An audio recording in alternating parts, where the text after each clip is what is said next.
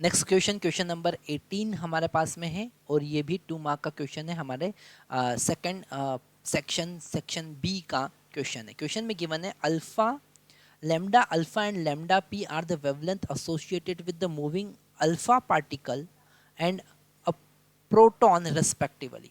Okay, तो यहाँ पर हमारे पास में अल्फा पार्टिकल है, ओके, और हमारे पास में प्रोटॉन है।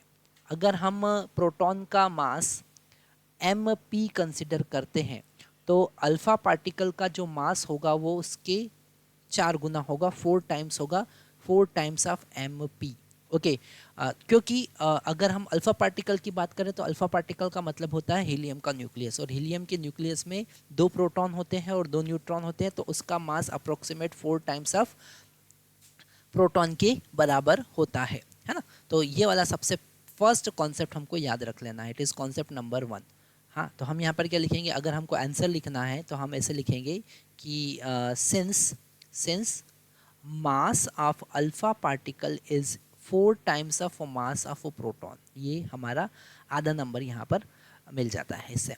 Obtain the relation between the velocity of 2 particle lambda, first case, अब हम यहाँ पर फर्स्ट केस की बात करें उसके बाद पहले हमको एक कॉन्सेप्ट समझना पड़ेगा, and this lambda is equal to h divided by m v. Okay, ये भी हमारे पास में that is the de Broglie wavelength. Okay, इसको हम लिख सकते हैं de Broglie wavelength. Okay, de Broglie wavelength. तो यहाँ पर हमारे पास में इस दोनों कॉन्सेप्ट का हम यहाँ पर यूज़ करेंगे। अब हम फर्स्ट वाला ऑप्शन देखते हैं जिसमें लिखा है lambda alpha is greater then lambda proton P, है ना। तो इसके लिए हमको रिलेशन फाइंड करना है। अब यहाँ पर हम लिखेंगे h divided by mass of alpha into velocity of alpha is greater then h divided by mass of proton and velocity of proton, है ना। तो यहाँ h से h तो कैंसिल हो जाएगा। अब हम यहाँ पर वैल्यू पुट कर देते हैं, क्रॉस मल्टीप्लाई कर देते हैं, तो m p into v p and P into v p is greater than, इसका इधर मल्टीप्लाई होगा, और m अल्फा जिसका वैल्यू हम लिखेंगे 4 times of mass of proton into velocity of alpha. तो यहाँ पर मास ऑफ प्रोटॉन से ये कैंसिल हो जाएगा, तो हमारे पास में पहला रिलेशन आया कि velocity of proton is greater then 4 times of velocity of alpha. ये हमारे पास पहला आंसर आता है।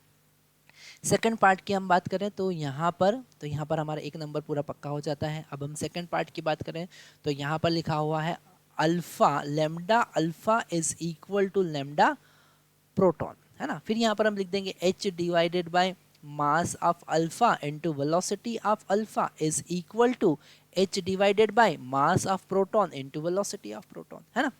फिर यहाँ पर मास ऑफ h से h तो कैंसिल हो जाएगा, है ना।